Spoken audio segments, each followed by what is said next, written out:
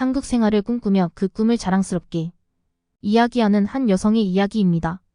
그녀는 한국에서의 경험이 충격적이었다고 말하며 이 이야기를 주변 사람들에게 전하고 있습니다.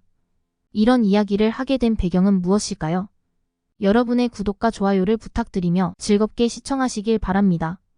이 내용은 해외 커뮤니티 레딧에 올라온 사연을 바탕으로 재구성했습니다. 감동적이거나 재미있는 이야기를 코리아 언더 이메일이나 메시지로 제보해주세요. 해당 사연자를 대신해 저희가 소개해드리겠습니다. 안녕하세요. 저는 프랑스에서 살고 있는 엘레나입니다. 저는 프랑스에서 경제 관련 일을 하고 있어요. 얼마 전 세계 경제 주제에 관한 세미나가 한국에서 열렸고 저는 그 세미나에 참여하기 위해 한국을 방문하게 되었습니다. 한국 분들께 먼저 사과의 말씀을 드리고 싶어요. 당시 저는 한국까지 가야 하는 세미나에 대해 상당한 불만을 가지고 있었습니다. 세미나는 주로 미국이나 영국에서 많이 열렸으며 아시아 지역에서는 가끔 홍콩에서 개최되곤 했습니다. 하지만 한국에서는 이번이 처음으로 개최되는 경우였어요. 저는 한국에 가기를 꺼려했던 이유가 있습니다. 홍콩에서 세미나를 개최했을 때의 경험 때문이었죠. 당시 광동 지역에서 개최된 세미나는 아시아 지역 사람들이 줄을 서지 않고 몰려다니며 행사의 분위기를 망쳤던 적이 있습니다. 중국인인지 한국인인지는 확실하지 않았지만 그때의 세미나 현장은 정말 아수라장이었고 행사 중간에 소란을 일으키는 사람들까지 있어 중단될 뻔했죠. 이러한 인식을 가진 저에게 한국은 그때까지만 해도 가고 싶지 않은 나라였습니다. 또한 이탈리아 사람들 사이에서는 한국인들이 중국인들과 다소 비슷하게 인식되는 경향이 있었습니다. 하지만 제가 관심 있어 하는 반도체 관련 세미나였기 때문에 어쩔 수 없이 한국으로 가는 결정을 하게 되었습니다. 그렇게 저는 한국 공항에 도착했고 하늘에서 바라본 한국은 발달된 도시임을 알 수 있었죠. 인천공항에 도착한 저는 기대했던 것보다 훨씬 더 우수한 시설과 인프라에 깜짝 놀랐습니다. 한국에 대해 어느 정도 알고 있었지만 이 정도의 줄은 상상도 못했습니다. 공항에 도착하자마자 저희를 반겨주고 안내하는 최첨단 로봇들이 있었습니다. 이 로봇들은 공항시설과 편의시설은 물론 한국의 날씨, 관광지, 먹을 거리까지 알려주었습니다. 로봇들의 안내를 따라 입출국장에 도착했고 편리한 입출국 시스템 덕분에 빠르게 게이트를 통과했습니다.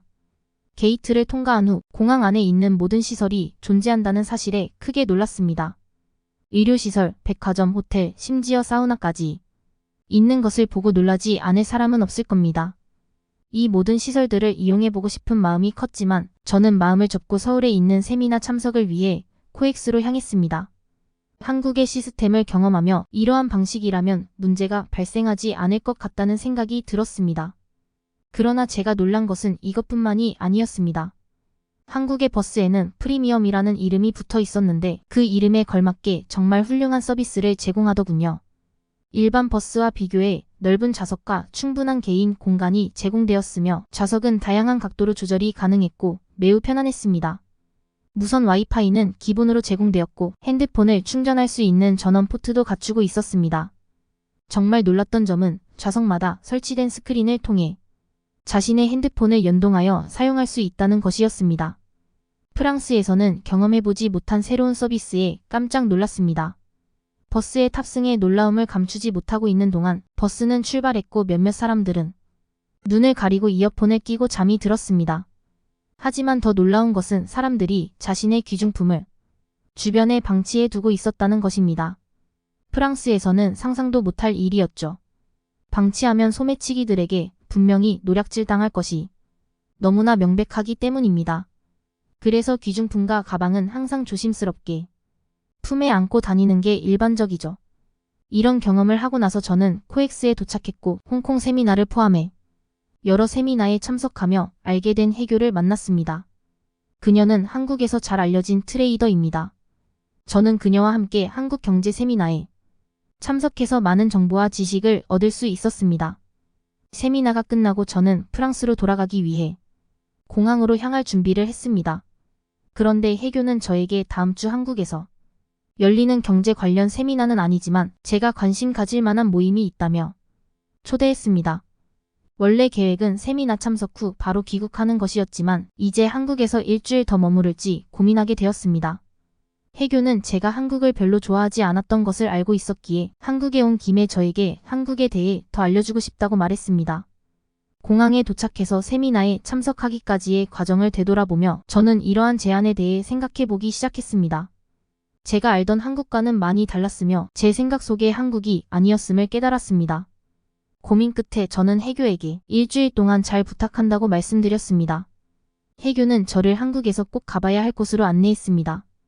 차를 타고 이동하면서 그곳에는 정말 많은 사람들이 있었습니다. 그곳은 서울에서 가장 유명한 족발집이라고 해교가 말했습니다. 정말로 테이블에는 빈자리가 없었고 사람들로 붐볐습니다. 음식이 나왔을 때 저는 처음 보는 특이한 음식에 놀랐습니다. 뼈와 함께 푸짐하게 나온 고기는 달콤한 향이 났습니다. 해교는 그 고기를 어떻게 먹는지 설명해 주었습니다. 상추 위에 고기를 올리고 그 위에 마늘과 쌈장 그리고 다른 소스를 함께 먹으면 된다고 했습니다. 해교가 알려준 대로 고기를 먹어보니 처음에는 조금 의심스러웠지만 그 맛의 조화를 알 수 있었습니다. 고기의 쫄깃함과 독특한 맛이 잘 어우러졌습니다. 식감은 중독성 있었고 맛은 자극적이지 않으면서 남녀노소 누구나 좋아할 만한 간장 베이스의 달콤함이었습니다.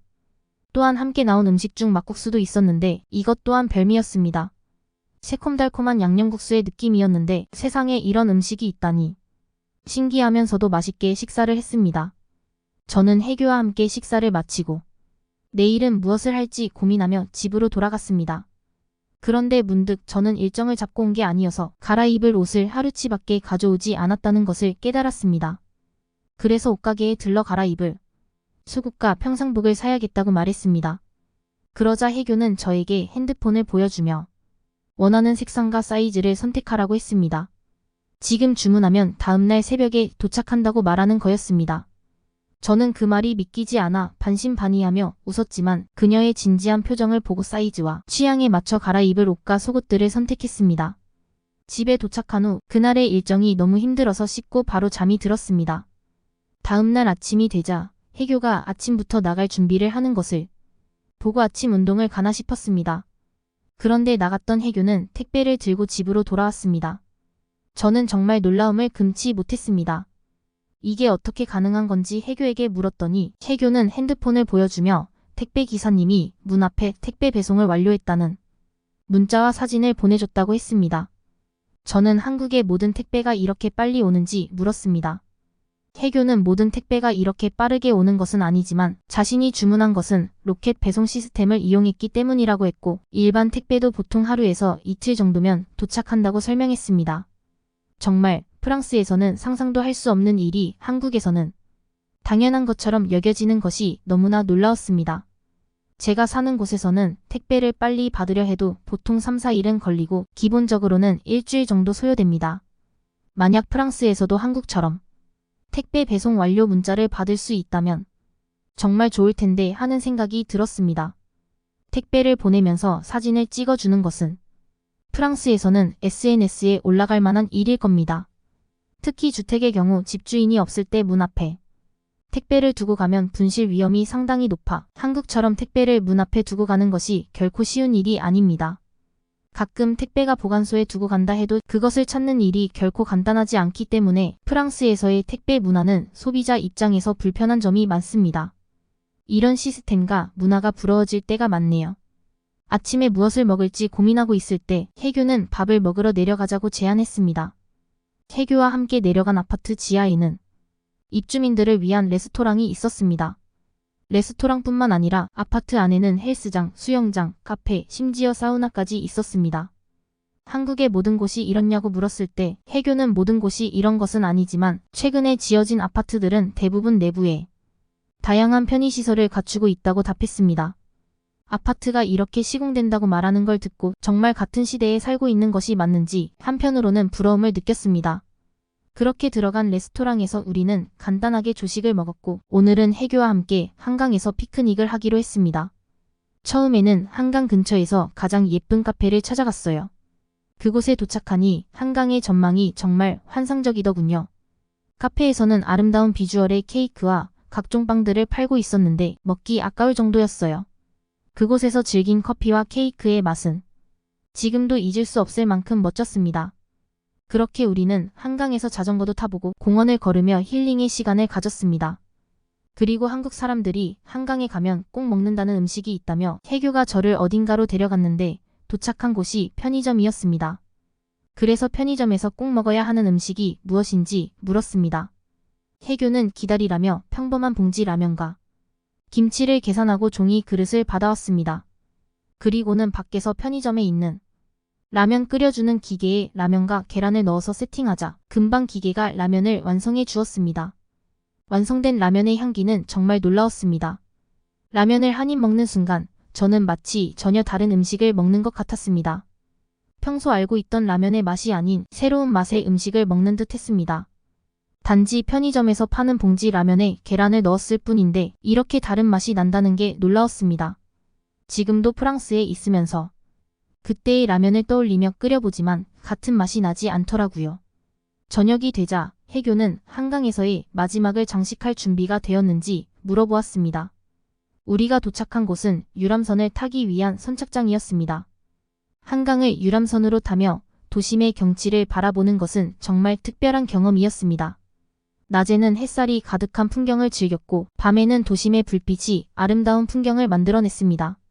유람선이 한강을 가로질러 다리를 지날 때의 경험은 유람선을 타고 이동할 때마다 분수가물을 뿜어내는 그 모습은 아직도 제 눈에 선합니다. 한국에 대해 잘 모르는 사람들 중에는 이 나라를 후진국으로 여기는 이들이 많다고 생각합니다. 저 역시 그런 생각을 가지고 있었으니까요. 하지만 한국을 직접 방문해보면 더 이상 한국을 후진국이라고 부르기 어려울 것 같습니다. 프랑스로 돌아간다면 저와 함께 일하는 동료 트레이더들에게 한국을 추천하고 싶을 정도입니다. 유람선을 즐긴 후 집으로 돌아가는 것이 너무 아쉬웠습니다. 이제 한국에 중독되어 더 놀고 싶은 마음이 컸으니까요. 그때 혜교와 편의점에 들러 캔맥주를 사와서 길거리에서 마시자고 제안했습니다. 프랑스에서는 상상도 못할 일들이 한국에서는 일상처럼 일어나고 있었습니다. 프랑스에서는 큰 도시나 인구가 많은 대도시를 제외하고 밤에 거리를 돌아다니는 것이 위험합니다. 길거리에서 알코올 중독자나 마약 중독자를 만나면 큰 문제가 발생할 수 있기 때문입니다. 하지만 한국에서는 밤늦게까지 길거리에서 술을 마시며 안전하다는 사실이 정말 놀라웠습니다.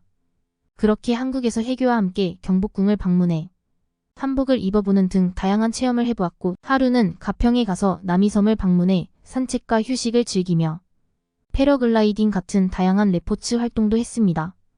또한 전주 한옥마을에도 가서 다채로운 건축물을 관람하고 전주만의 맛있는 음식도 즐겼습니다. 그러던 중 저는 정말 특별한 경험을 했습니다.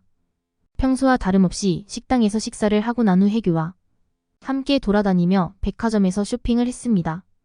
쇼핑을 하다 지쳐서 혜교에게 카페에 앉아 쉬겠다고 하고 쇼핑을 마저 하고 오라고 했습니다. 그리고 나는 카페에 가서 음료를 주문하고 자리에 앉아 핸드폰을 꺼내려고 했는데 주머니에 핸드폰이 없었습니다.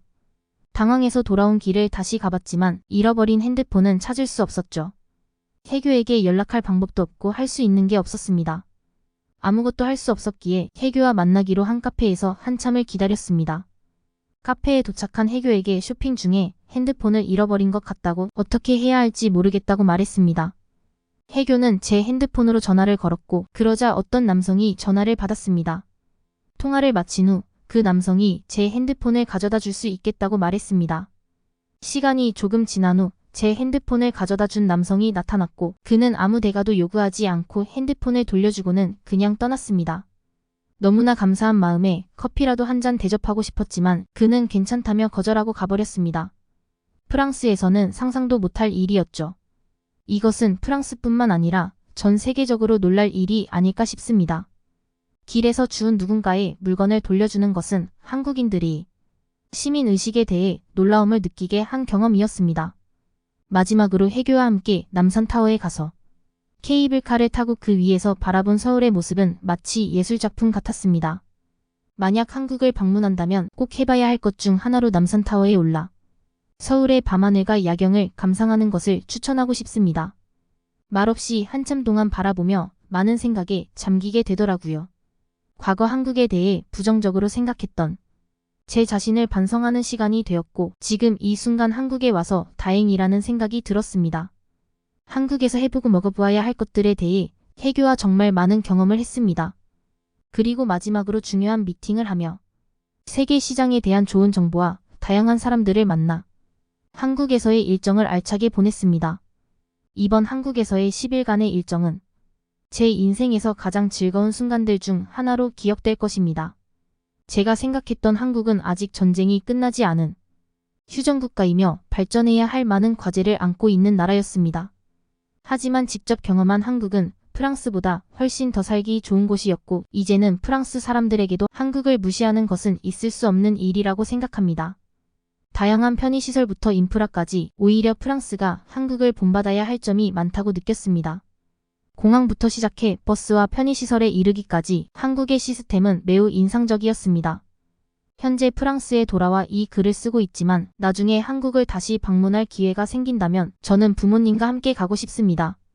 아버지와 어머니는 아직 한국에 대해 잘 모르시지만 한국에서 다양한 경험을 하고 놀라는 모습을 상상하면 벌써부터 입가에 미소가 지어집니다. 아마도 곧 한국을 다시 방문할 계획인데 그때는 또 어떤 경험을 하게 될지 벌써부터 기대가 됩니다. 제 사연은 여기까지입니다. 한국에서의 경험을 바탕으로 다시 한번 사연을 올릴 예정입니다. 여러분의 시청이 영상 제작에 큰 도움이 됩니다. 구독과 좋아요를 부탁드리며 다음에 더 멋진 이야기로 찾아뵙겠습니다. 감사합니다.